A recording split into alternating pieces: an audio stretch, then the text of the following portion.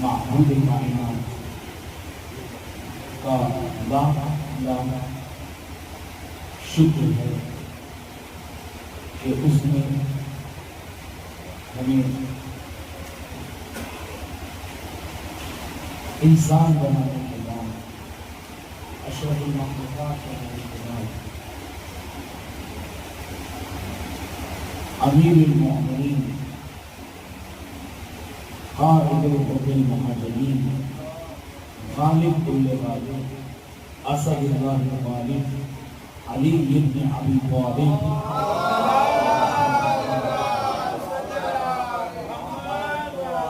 کا شیعہ بنایا ہے، اس لیے کہ یہ ایک ایسا فضل ہے، ایک ایسا شرف ہے کہ انبیاء علیہ السلام بھی اس شرف کے متمدی ہوتے ہوئے قرآن میں دیکھے گئے ہیں۔ لہذا اس پروردگار کا شکر ہے کہ جس نے ہمیں اس شرف سے نوازا اور اس شرف کے ساتھ ساتھ پھر اس نے ایک احسان ہماری گردنوں پر یہ کیا ہے۔ ہم اس خالق کائنات کے احسان مند ہیں کہ اس نے ہمیں امام حسین علیہ السلام کا عطا کیا۔ امام حسین علیہ السلام کا عزادار ہے، اس لیے کہ کائنات ممکن ہے کہ کسی چیز پر گریہ کرے یا نہ کرے، لیکن کائنات جس چیز پر گریہ کرتی ہے اس چیز کا نام ہے امام حسین علیہ السلام۔ لہذا ہم اس کے شکر گزار ہیں۔ آیت کریمہ کہ جس کو میں نے آپ کے سامنے تلاوت کرنے کا شرف حاصل کیا ہے، اس میں خالق کائنات ارشاد فرما رہا ہے کہ ان اللہ اصطفیٰ آدم، خداوند عالم نے آدم کو چنا اور اس کے بعد نوح کو چنا، اور دو شخصیتوں کے ذکر کرنے کے بعد خداوند عالم نے دو خاندانوں کا ذکر کیا، واصطفیٰ وآل ابراہیم، آل ابراہیم کو چنا، وآل عمران اور آل عمران کو چنا۔ کچھ معلومات اس آیت کے ذکر میں، اس موضوع کے ذکر میں آپ کی گوشت گزار کی جا چکی ہے۔ دیکھیے خداوند عالم نے اس آیت میں لفظ عالمین کا استعمال کیا، آدم کو چنا، نوح کو چنا، اور جب خاندان کا ذکر آیا تو آل ابراہیم کے انتخاب کے بعد خداوند عالم نے آل عمران کا انتخاب کیا، لیکن آل عمران کا ذکر کرنے کے بعد خداوند عالم نے خصوصیت کے ساتھ ایک وصف ذکر فرمائی، ایک صفت ذکر فرمائی، کہا وآل عمران علی العالمین، کہ ہم نے آل عمران کو منتخب کیا، آل عمران کو مصطفیٰ بنایا، آل عمران کو مجتبیٰ بنایا، آل عمران کا انتخاب کیا عالمین پر، یعنی دونوں جہاں جس پر بھی عالمین کا لفظ صادق آتا ہے اس کے اوپر خداوند عالم نے آل عمران کا انتخاب کرنا۔ کل میں نے آپ کے خدمت میں عرض کیا کہ یہ عالمین کا مفہوم کیا ہے، یہ عالمین ہے کیا؟ لہذا دو آیتیں میں نے کل پڑھی آپ کی خدمت میں اور دو آیتیں آج پڑھنا چاہتا ہوں تاکہ مفہوم عالمین واضح ہو جائے۔ پہلی آیت جس کو ہم نے کل سنا، بسم اللہ الرحمن الرحیم، خداوند عالم سورہ مبارک حمد میں ارشاد فرماتا ہے الحمدللہ رب العالمین، حمد ہے اس اللہ کے لیے کہ جو عالمین کا رب ہے۔ لہذا یہ آیت ہمیں بتاتی ہے کہ مفہوم عالمین کیا ہے۔ ہر وہ چیز کہ جس پر خدا کی مخلوق یا خدا کی خدائی ثابت آتی ہے اس کے اوپر عالمین کا لفظ اطلاق کرتا ہے، وہ عالمین ہے۔ اب آپ تصور کرتے جائیے، فضاؤں میں، ہواؤں میں، ستاروں میں، سیاروں میں انہار میں، اشجار میں، ذرات میں، سماوات میں، زمینوں میں، درختوں میں، چرندوں میں، پرندوں میں، اشجار میں، حیوانات میں، دنیا کے بعد بھی اس تصور کرتے چلے جائیے، اب وہ جنت میں ہو، دوزخ میں ہو، سلسبیل میں ہو، کوثر میں ہو، برزخ میں ہو، قبر میں ہو، حشر میں ہو، محشر میں ہو، عرش پہ ہو کہ فرش پہ ہو، جہاں کہیں پر بھی ہمارا تصور یا ہمارے خیالات تصور میں لا سکتے ہیں، وہاں پر خدا کی خدائی کا اظہار صادق آتا ہے۔ یہ تو ہوئی ایک آیت۔ اب اس کے بعد خدا نے اپنی خدائی بتائی کہ ہماری خدائی عالمین تک ہے۔ اس کے بعد ایک اور آیت، بسم اللہ الرحمن الرحیم وما ارسلناک الا رحمۃ للعالمین، اے رسول ہم نے تمہیں نہیں بنا کر بھیجا مگر میرے عالمین کے لیے رحمت ہے۔ لہذا جہاں جہاں پر خدا کی خدائی ہے وہاں وہاں پر رسول کی رسالت ہے، اور وہاں وہاں پر ہم نے رسول کو رحمت للعالمین بنا کر لہذا خدا کی خدائی عالمین کے لیے ہے، اور ہمارے نبی اور رسول کی رسالت بھی عالمین کے لیے ہے۔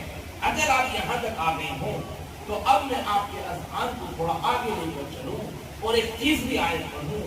بسم اللہ الرحمن الرحیم، خدا وند عالم سورہ مبارکہ تبارک میں ارشاد فرماتا ہے سورہ فرقان میں، بسم اللہ الرحمن الرحیم تبارک الذی نزل الفرقان علی عبدہ لیکون للعالمین نذیرا، ہم نے اس فرقان کو حق اور باطل میں فرق کرنے والی کتاب کو نازل کیا،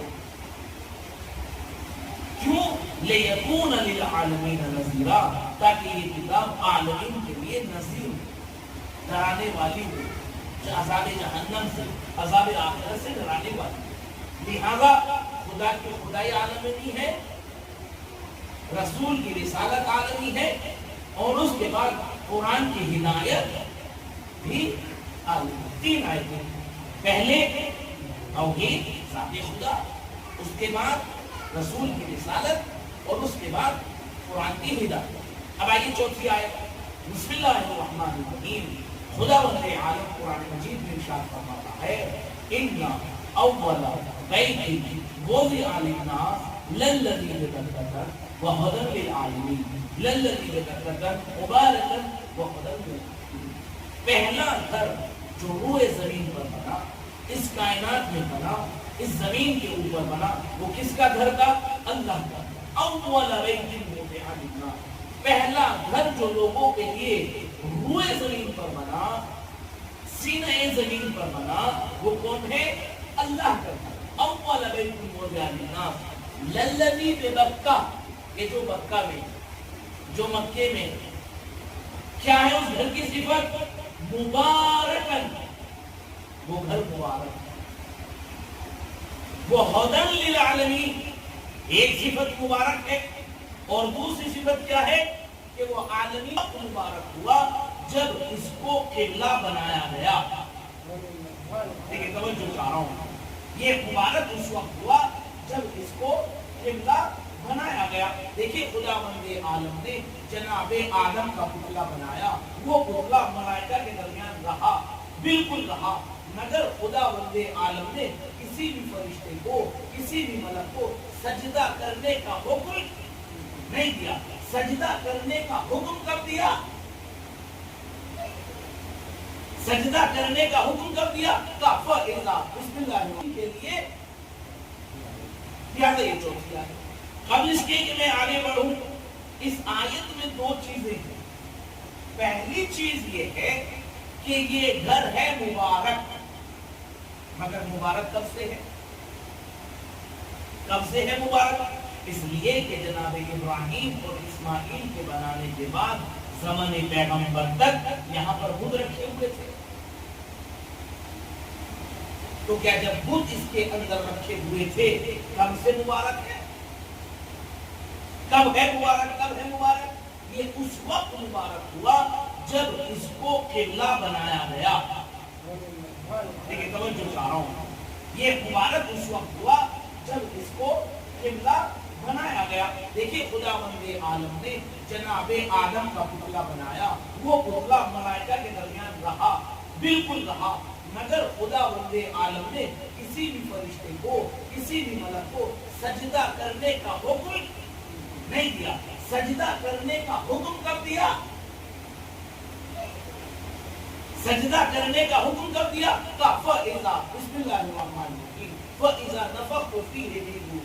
जब मैं इसमें अपनी रूह फूंक दूं, जब मैं इसमें अपनी रूह डाल दूं, जब मैं इसमें रूह डाल दूं, तब तुम सबके सब सजदे में गिर जाना। यानी काबा किबला, आदम किबला उस वक्त बने जब आदम में अल्लाह की रूह आई। नहीं शायद के नाम आप नहीं पहुंचा पा रहा हूँ। आदम जो अबुल बशर हैं, वो किबला मलाइका के लिए कब बने, फरिश्तों के लिए कब बने?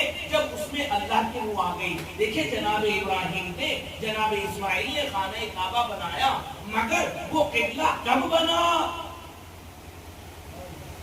वो किबला कब बना? ये आदम का पुतला हमें बताएगा कि जब रूहे आदम में रूहे खुदा आती है तो मौजूद मलाइका होता है। जब काबे में अली आते हैं, सलावत अलैहि मोहम्मद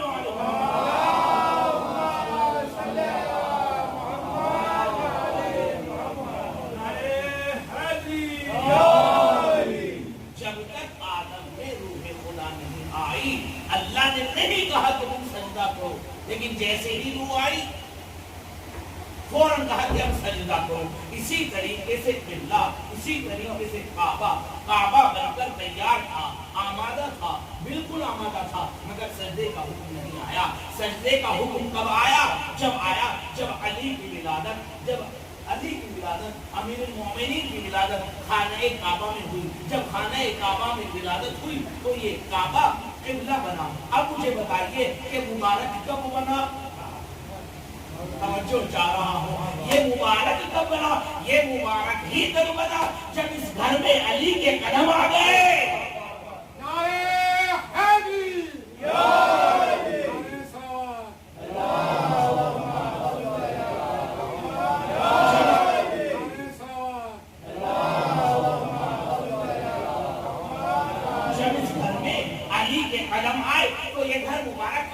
बस मुझे कहने दीजिए कि जो घर इतना मुबारक हो तो वो अली कितना मुबारक होगा जिसके कदम आने से ये घर मुबारक बन गया। सलावत पढ़ेगा मोहम्मद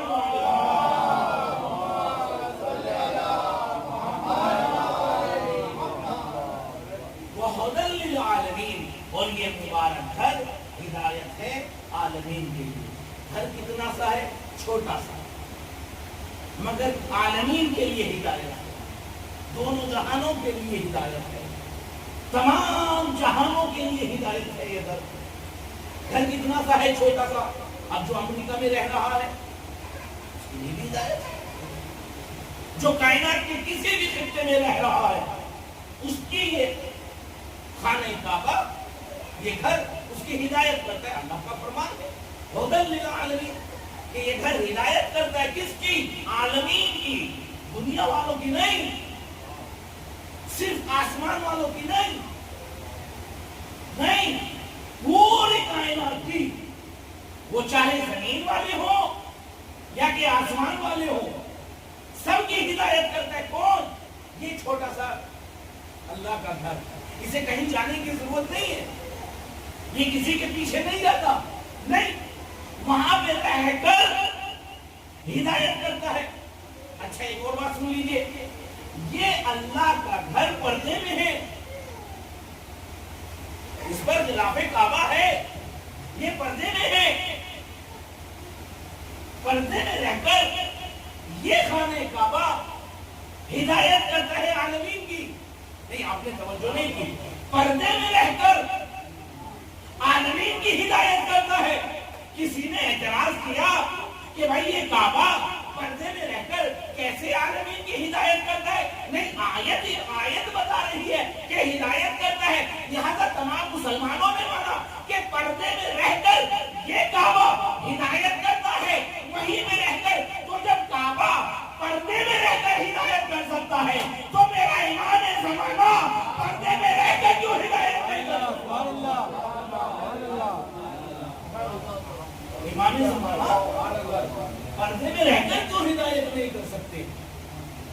لہذا جس طرح کعبہ ہدایت کرتا ہے اسی طریقے سے زمانہ پردے میں رہ کر ہدایت کرتا ہے. جس طریقے سے کعبہ ایک مقام پر رہ کر ہدایت کرتا ہے اسی طریقے سے ہمارے مولا ایک مقام پر رہ کر ہدایت کرتے ہیں. لہذا ان اول بیت وضع للناس للذی ببکۃ مبارکا وہدی للعالمین. ہم نے مکہ کی جو مکہ کی سرزمین ہے وہاں پر ایک گھر بنایا روئے زمین پر کہ جو مبارک ہے اور ہدایت ہے عالمین کی. لہذا اب چار چیزیں، ایک وحدانیت خدا الحمدللہ رب العالمین، دوسری رسالت جناب پیغمبر اسلام وما ارسلناک الا رحمۃ للعالمین، تیسرا قرآن کریم تبارک الذی نزل الفرقان علی عبدہ لیکون للعالمین نذیرا، چوتھا خانہ کعبہ وہدی للعالمین. چار چیزیں پھر نوٹ کیجیے اپنے اذہان عالیہ میں، چار چیزیں، ایک توحید خدا، ایک رسالت انبیاء، تیسرے بیت اللہ، چوتھے کتاب اللہ. اب ہمیں اگر آل عمران سمجھنا ہو کہ آل عمران کون ہے جو عالمین کے لیے ہدایت ہے، وہ آل عمران کون ہے کہ جن کا انتخاب خداوند عالم نے عالمین پر کیا، تو بس آل عمران وہی ہوگا کہ جس کا ان چاروں سے رابطہ ہوگا. ایسے نہیں سنیے، دیکھیے آپ میرا ساتھ دیجیے، آل عمران وہی ہوگا، عمران کی آل وہی ہوگی کہ جن کا ان چاروں سے رابطہ ہے. میں مسلمانوں سے کہتا ہوں، اے مسلمانوں، اگر تمہاری نظر میں آل عمران موسیٰ اور موسیٰ کی اولاد ہے، اگر تمہاری نظر میں آل عمران مریم اور اولاد مریم ہے، تو ذرا مجھے ان چار سے کسی ایک کا رابطہ بتا دیجئے. بھائی اگر آپ کے پاس جواب نہ ہو تو میں جواب دوں. میرے پاس آل عمران میں ایک ایسی شخصیت ہے کہ جس کا تعلق ان چاروں سے ہے. وہ کون؟ وہ ابو طالب کا بیٹا، سبحان اللہ، وہ عمران کا بیٹا. کیوں؟ اس لیے کہ اس گھر میں آیا نفس اللہ بن کر، نفس اللہ بن کر آیا، لہذا اللہ سے رابطہ. کہاں آیا؟ خانہ خدا میں آیا، لہذا بیت اللہ سے رابطہ. کس کے ہاتھوں پر آیا؟ رسالت مآب کے ہاتھوں پر آیا، لہذا رسالت سے رابطہ. اور کیا پڑھتا ہوا آیا؟ قرآن کتاب خدا پڑھتا ہوا آیا، لہذا کتاب خدا سے رابطہ. اب تمہارے پاس ہو کہ نہ ہو، مگر میرے پاس ایک ایسی شخصیت ہے کہ جس کو علی ابن ابی طالب کہتے ہیں. وہ نفس اللہ بن کر آیا، بیٹے خدا میں آیا، رسالت مآب کے ہاتھوں پر آیا، کتاب خدا پڑھتا ہوا آیا.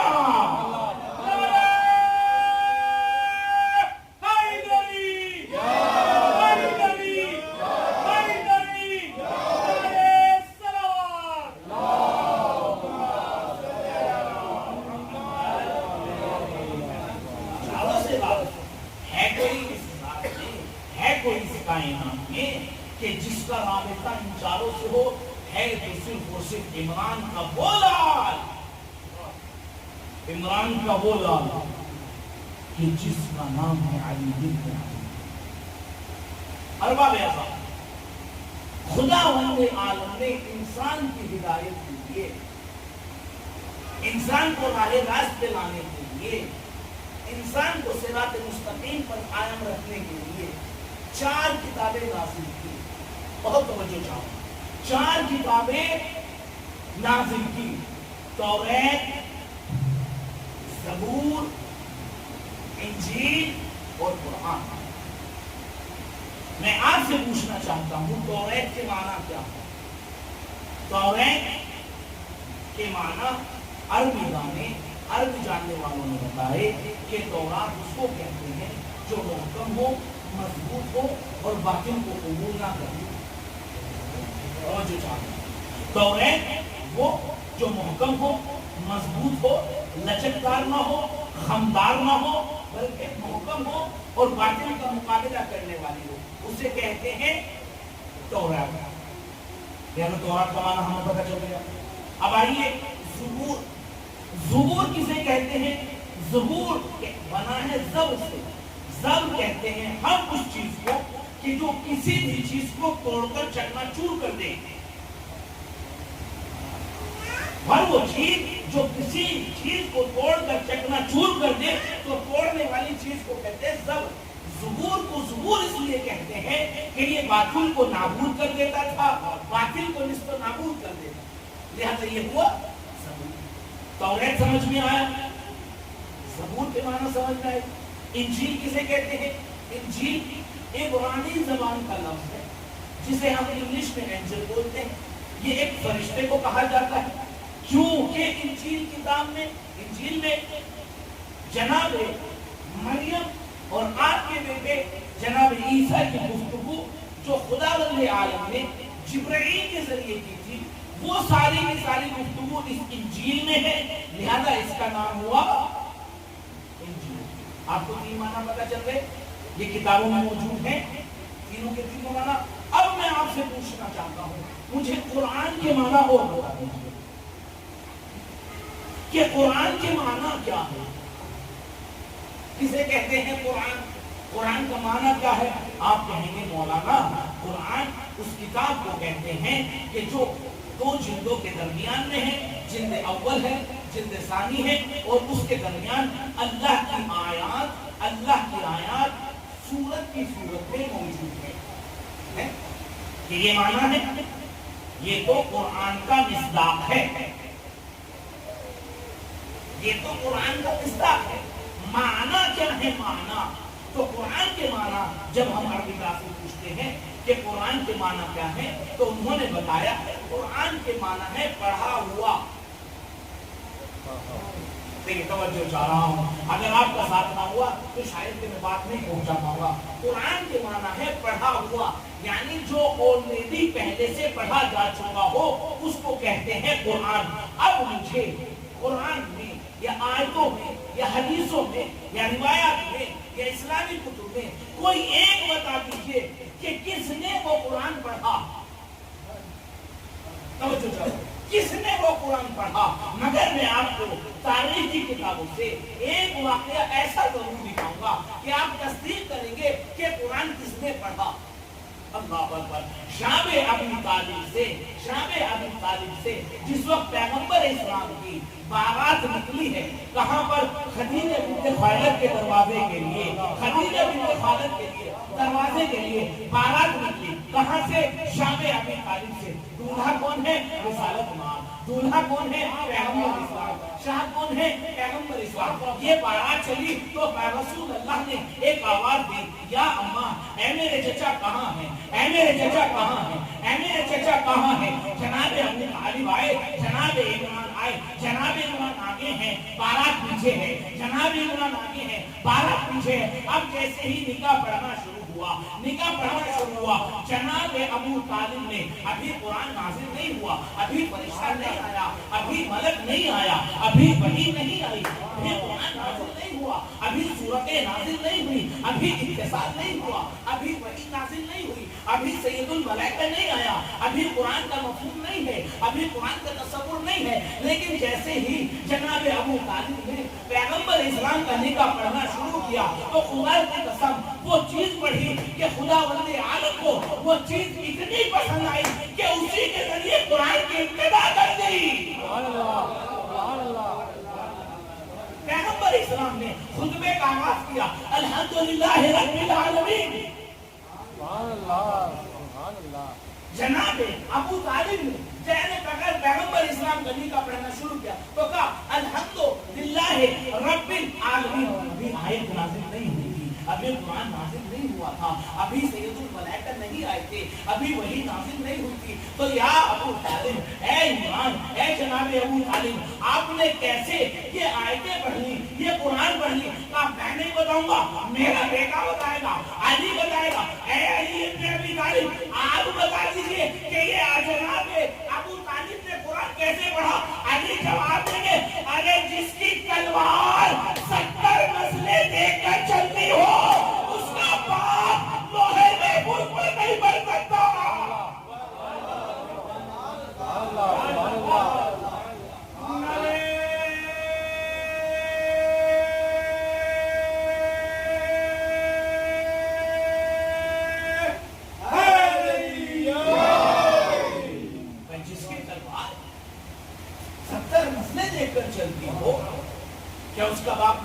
اس سے قرآن نہیں پڑھ سکتا.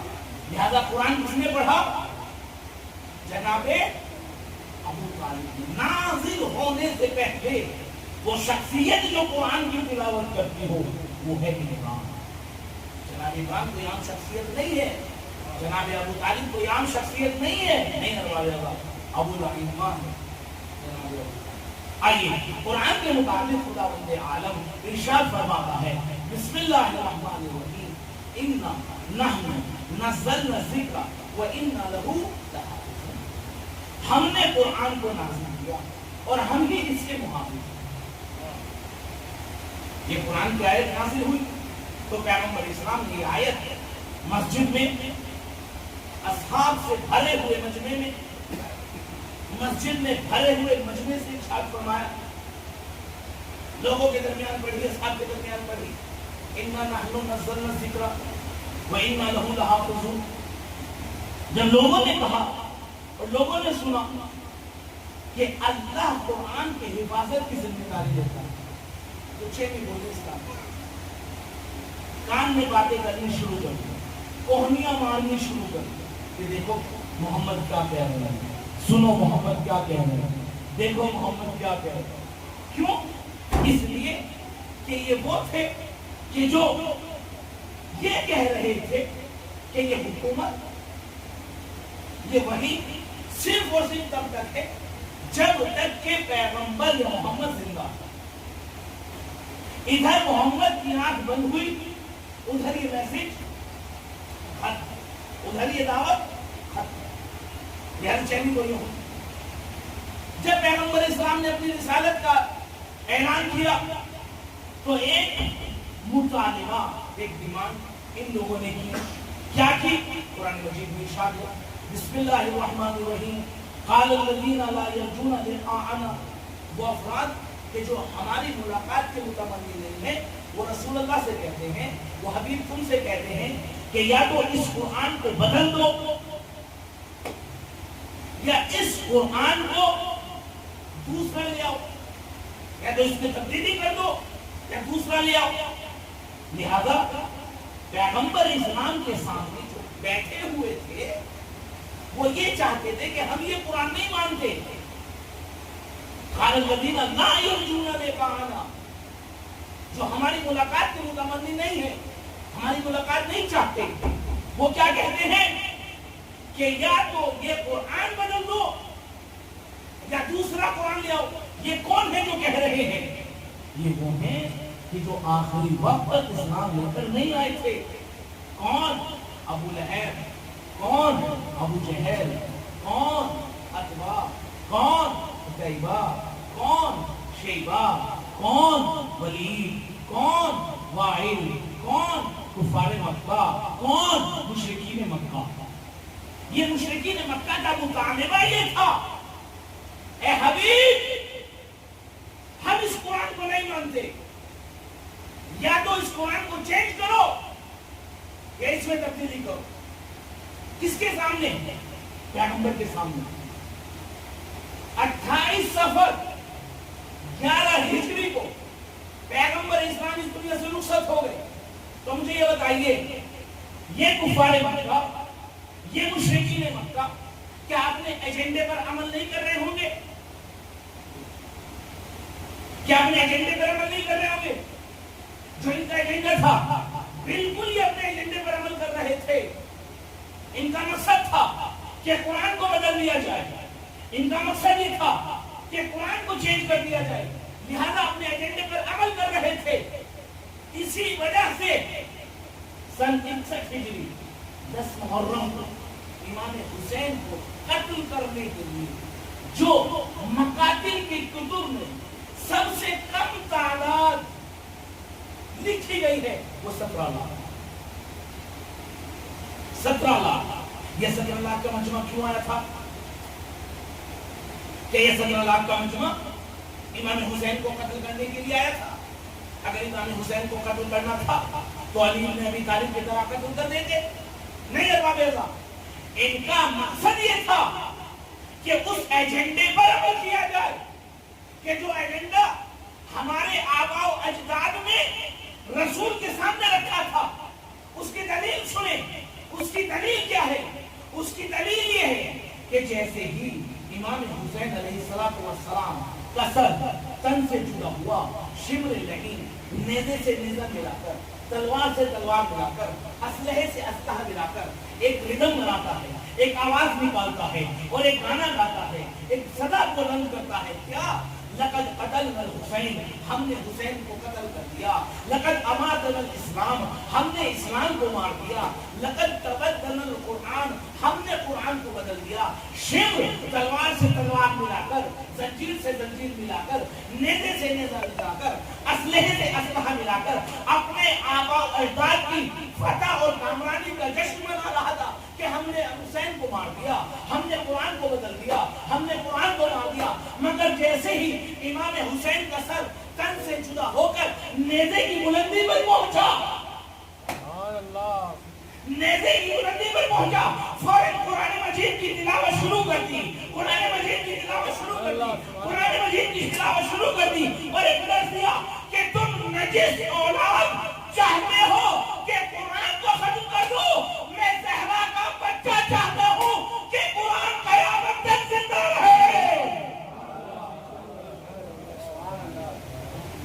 میں نور ابن نور ہوں، میں چاہتا ہوں کہ قرآن زندہ رہے. لہذا امام حسین نے موقع نیزہ پر قرآن کی تلاوت کر کے بتایا کہ اللہ کا مقصد آج بھی زندہ ہے، کل بھی زندہ ہے، پرسوں بھی زندہ رہے گا. صلوات پڑھے گا محمد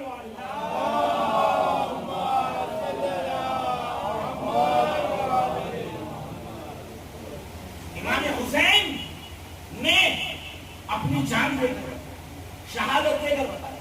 دیکھیے جب خداوند عالم قرآن مجید حفاظت کی بات کرتا ہے تو کہتا ہے کہ ہم حفاظت کریں، مگر جب قرآن پہ حملے کی بات آتی ہے تو اللہ اس کو بھی قرآن مجید میں ذکر کرتا ہے.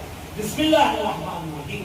خداوند عالم قرآن مجید کی بات کرتے ہوئے قرآن مجید میں کہتا ہے لا یاتیہ الباطل من بین یدیہ ومن قبلہ، کہ یہ قرآن مجید وہ ہے کہ جس میں باطل نہ برابر سے آئے گا نہ اس طرف سے آئے گا. لا یاتیہ الباطل من بین یدیہ، باطل آ ہی نہیں سکتا، یعنی باطل حملہ تو کرے گا مگر کیونکہ حفاظت کی ذمہ داری ہماری ہے لہذا باطل اس کو نقصان نہیں پہنچائے گا. اللہ نے یہ ضرور بتایا کہ حملہ ہوگا، حملہ کریں گے دشمنان دین، دشمنان اسلام، دشمنان رسالت، دشمنان نبوت، دشمنان امامت اور ولایت، قرآن کی حفاظت پر حملہ کریں گے. اور کیفیت حملہ بھی بتایا کہ حملہ کیسے ہوگا. لا یاتیہ الباطل من بین یدیہ، کہ حملہ یا ادھر سے ہوگا، حملہ یا ادھر سے ہوگا، یعنی قرآن کریم یہ ہے تو حملہ یا ادھر سے ہوگا یا حملہ ادھر سے ہوگا. حملے ہونے کی خبر بھی بتائی اور کیفیت حفاظت بھی بتائی. حملے ہونے کی کیفیت بھی بتائی کہ حملہ ادھر سے ہوگا. اب ایک حدیث میں آپ کو سامنے پڑھا، آپ نے یہ حدیث اپنے بچپنے سے سنی، ہم نے بھی تب سے سنی ہے جب سے مجلسوں میں آ رہے ہیں، آپ بھی نے بھی تب سے سنی جب سے مجلسوں میں آ رہے ہیں. لیکن آج اس حدیث کا مفہوم سمجھ کر جائے گی کہ پیغمبر اسلام نے ایسا کیوں ارشاد فرمایا. پیغمبر اسلام نے ارشاد فرمایا بسم اللہ الرحمن الرحیم علی مال قرآن والقرآن ما علی. علی قرآن کے ساتھ ہیں اور قرآن علی کے ساتھ نہیں. پیغمبر اسلام نے یہ کہا کہ علی قرآن کے ساتھ، قرآن علی کے ساتھ، یہ کہا، یہ نہیں کہا کہ قرآن علی کے ساتھ اور علی قرآن کے ساتھ نہیں. پیغمبر اسلام نے علی مع القرآن والقرآن مع علی کہہ کر قرآن کی حفاظت کی ہے. دیکھیں حملہ کیسے ہوگا، حملہ یا اس طرف سے ہوگا یا اس طرف سے ہوگا. پیغمبر اسلام نے کہا علی مع القرآن والقرآن مع علی، یعنی اللہ کے رسول نے علی کو قرآن کے دائیں طرف بھی رکھا، بائیں طرف بھی رکھا، اور رکھ کے بتایا کہ دیکھو اب اگر ہمت ہو تو اب قرآن میں حملہ کر کے دکھاؤ، اب اگر ہمت ہو تو اب حملہ کر کے دکھاؤ۔ ہم نے قرآن کی حفاظت علی کے ذمہ سپرد کی ہے، علی حفاظت کریں گے۔ تو بس مجھے ایک جملہ کہنے دیجیے کہ اگر آج تک قرآن ہے تو کوئی علی کا بیٹا ہے جو قرآن کی حفاظت کر رہا ہے۔ صلوات پڑھیں گے محمد وعلی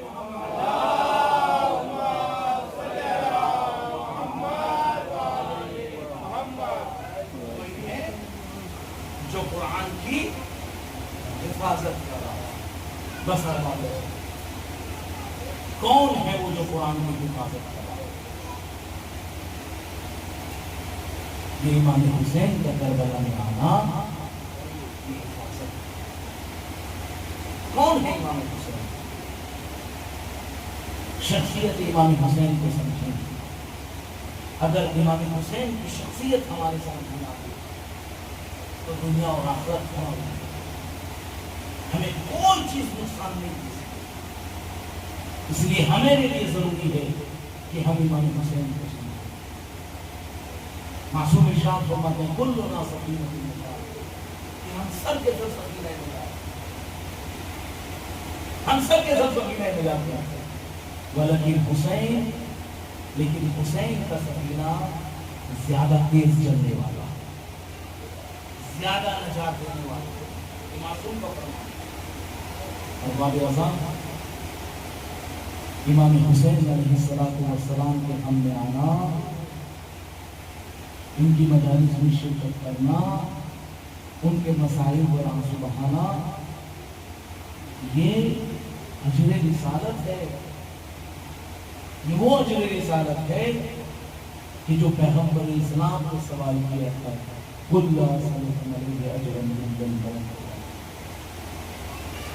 یہ ہمارا مجلسوں میں آنا اور ہمارا امام حسین کے مسائل پر گریہ کرنا یہ بتاتا ہے کہ ہم حسینی ہیں، ہمارا حسین سے تعلق ہے، ہمارا تعلق ابو الاحرار سے ہے، ہمارا تعلق سید شباب اہل سنت سے۔ ارباب اعظم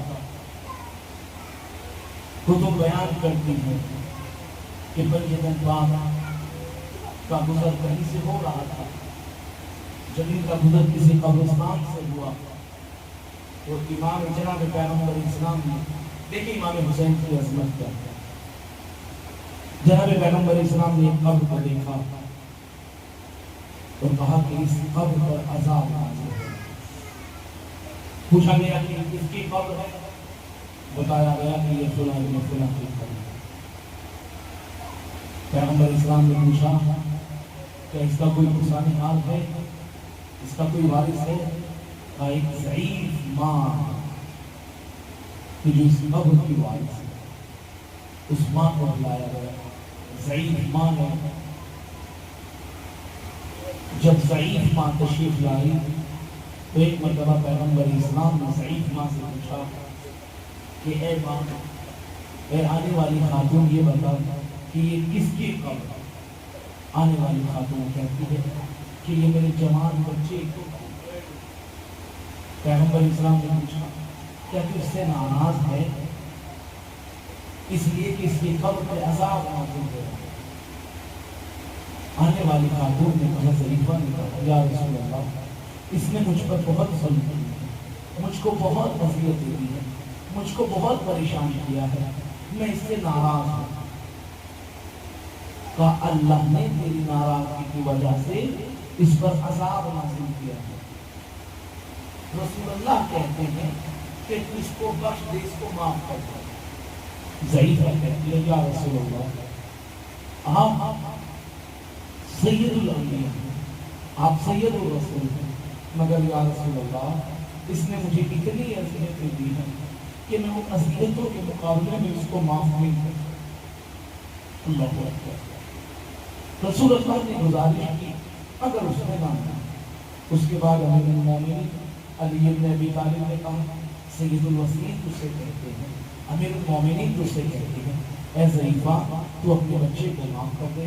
پھر ضعیفہ کا وہی جواب کہ اس نے مجھے بہت ستایا ہے، اس نے مجھے بہت مصیبتیں دی ہیں، اس نے مجھے بہت پریشان کیا ہے، آپ میرے امام ہیں، آپ میرے ولی ہیں، آپ میرے سرپرست ہیں، مگر میں اس کو معاف نہیں کروں گی۔ اب اس جناب فاطمہ آگے بڑھی، وہی کہا کہ اس کو معاف کر دے، کہا میں اسے معاف نہیں کروں گی۔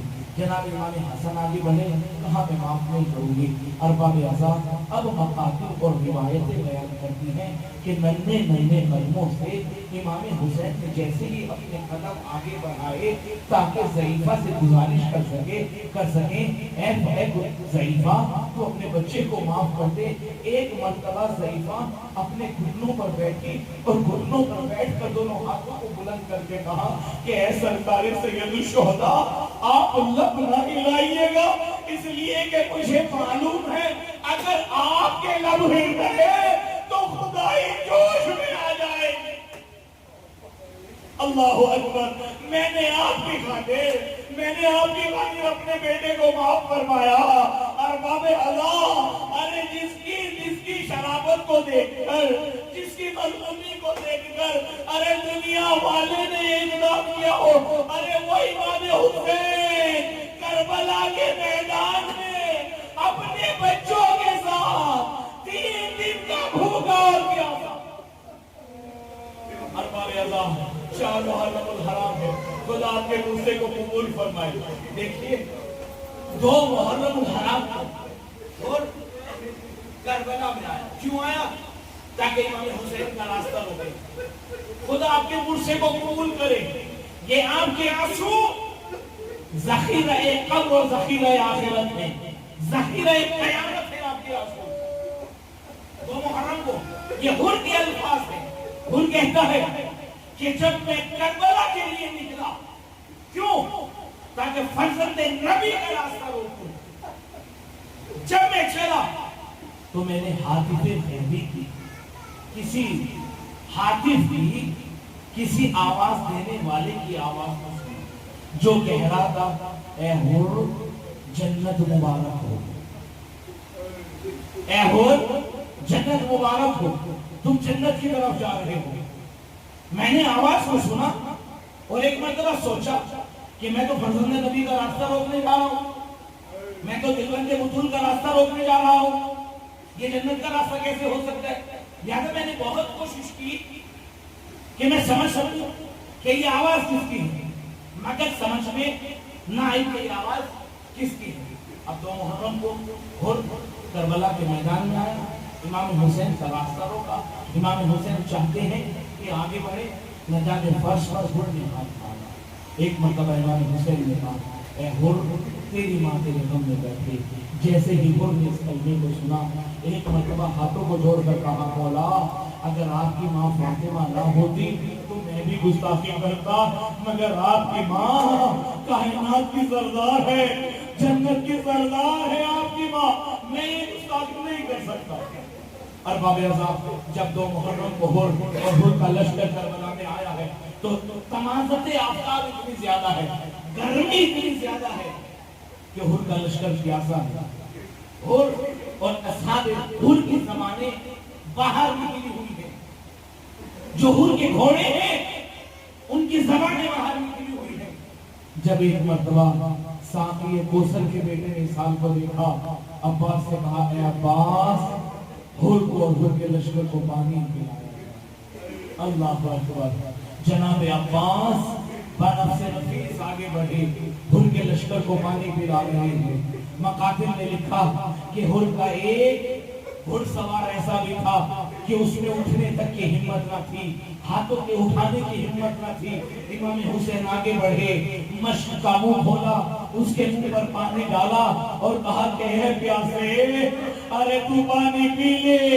مجھے 10 محرم کا منظر یاد آیا، اے امام حسین آپ اصحاب حر کو پانی پلا رہے ہیں، ارے 10 محرم کو علی اصغر کی حالت ایسی ہوگی مگر کوئی پانی نہ دے گا۔ मगर कोई पानी ना देगा। अरबाब अज़ा जब हुर और हुर के लश्कर वालों ने पानी पिया, असहाब हुर ने पानी पिया, एक मरतबा इमाम हुसैन ने कहा कि गर्मी बहुत ज्यादा है, तमाज़त आफ़ताब बहुत ज्यादा है, लिहाजा जो सुम है, जो घोड़े के सुम है वो बहुत ज्यादा परेशान है, बहुत ज्यादा गर्म है, लिहाजा उनके घोड़ों पर, उनके सुमों पर पानी डाला जाए। अरबाब अज़ा घोड़ों के सुमों पर पानी डाल दिया गया। एक मरतबा जब 10 मुहर्रम आई तो हुर परेशान है, हुर मुस्तर है, हुर परेशान है, उसका दिल नहीं लगता। एक मरतबा हुर का भाई हुर के खेमे में आया और खेमे में आने के बाद कहता है हुर परेशान क्यों है, हुर मुस्तरिब क्यों है, परेशान क्यों है, अभी कुछ घंटे बाकी हैं, हम हुसैन और हुसैन पर हमला कर देंगे, बात खत्म हो जाएगी। हुर ने अपने भाई का हाथ पकड़ा और एक मरतबा खयाम हुसैनी पर ले गया। खयाम हुसैनी पर लाने के बाद अपने भाई से कहा, ए भाई जरा गौर से सुनो। अब तो भाई ने गौर से सुना, खयाम हुसैनी से छोटे छोटे बच्चे अल अतश कहकर, आए बाबा प्यास मारे डालनी है, प्यास मारे डालनी। जैसे ही हुर के भाई ने ये मंजर देखा, एक मरतबा कहा, अरे मेरे भाई ये तो वही हुसैन के बच्चे हैं जिस हुसैन ने हमें पानी पिलाया था। अरे ये तो वही हुसैन के बच्चे हैं जिस हुसैन ने हमारे घोड़ों को सैराब किया था, हमारे लश्कर को सैराब किया था। एक मरतबा हुर चला, हुर का भाई चला, हुर का बेटा चला, हुर का गुलाम चला। जब ये काफिला चला, एक मरतबा हुर अपने भाई से कहता है, ए भाई मेरे हाथों को बांध दो, मेरी आंखों पर पट्टी बांध दो। हुर की आंखों पर पट्टी बंधी, हुर के हाथ बांधे गए। अब जैसे ही हुर खिदमत इमाम हुसैन में पहुंचा, एक मरतबा हुर ने अपने आप को इमामत के कदमों में डाल दिया और डालने के बाद कहा, मौला अरे क्या हुर की माफी मुमकिन है, क्या हुर माफ हो सकता है? इमाम हुसैन ने हुर को उठाया, गले से लगाया, गले से लगाने के बाद कहा, ए हुर, अरे हुसैन ने माफ किया, हुसैन के मौला ने माफ किया, हुसैन के आका ने माफ किया। इधर अभी गुफ्तगू हो रही थी कि पीछे से फिजा ने आवाज दी, फिजा, फिजा कहती हुई, ए हुर मुबारक हो, अली की शहजादी ने सलाम भेजा, अली की बेटी ने सलाम भेजा है।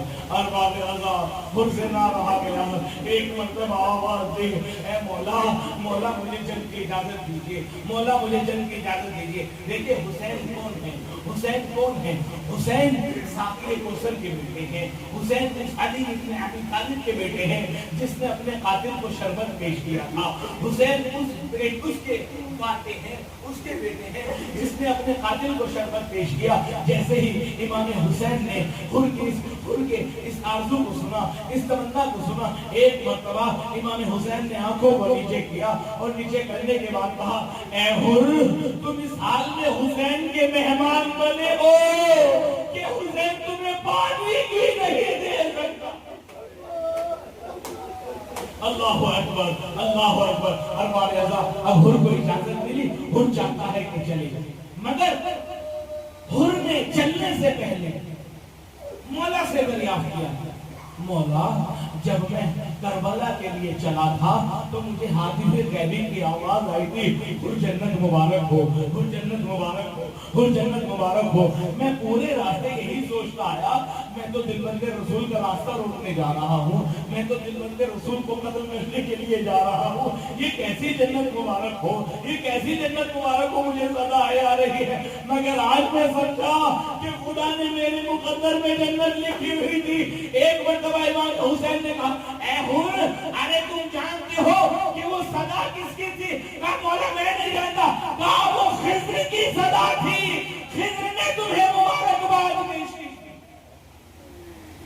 अल्लाहु अकबर। अरबाब अज़ा हुर मक्तल में आया, मक्तल में आने के बाद अपनी जान को इमाम के कदमों पर निशावर की। जब निशावर की अरबाब अज़ा, जैसे ही इमाम हुसैन हुर की खिदमत में आए तो क्या देखा कि हुर की पेशानी से खून जारी है। इमाम हुसैन ने कोशिश की कि इस खून बहते हुए खून को रोके, इस बहते हुए खून को रोके, मगर खून न रुका। एक मरतबा امام نے اپنے پھٹے ہوئے کرتے سے ایک رومال نکالا، ان کی پیشانی پر باندھا، اے حر، ارے مبارک ہو، تم دنیا میں بھی حر ہو، آخرت میں بھی حر ہو، میں اپنی ماں کا رومال تمہاری پیشانی پر باندھ رہا ہوں۔ الا لعنۃ اللہ علی القوم الظالمین، سيعلم الذين ظلموا أي منقلب ينقلبون.